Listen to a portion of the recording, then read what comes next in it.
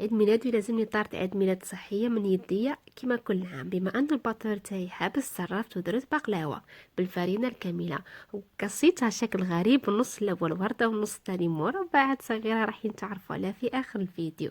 صنعتها بالجوز واللوز وشويه بندق، وعلى غير العاده خلطتها ما بين زيت وزبده، وما كثرتش زبده البقر. انا كون جات ليا نديرها زيت زيتونه صافيه. بما انها ماهيش عندنا كلها وحدي بياكلوها معايا، كون ما يشموش ريحه الزبده يقولوا لي هذه مش بقلاوه. ودرت 8 ورقات على غير العاده، مرة ندير 4، درت 8. قلت نشوفها كيفاش تجي وعجبتني، جات ما شاء الله عاليه وفي نفس الوقت مش عاليه ياسر.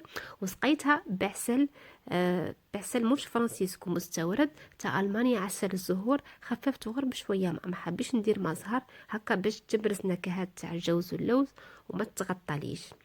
ومع الاخر صنعتها هابي بيرثداي تو يو. لازم نكتب فيها بعجينة اللوز وعجينة البندق، عجينة البندق والجوز. وانتم قولوا لي في رايكم في بلاصتي، واش ديروا طارت عيد ميلاد اذا الباطر تاعكم حابس؟ بشرط تكون صحية اكيد.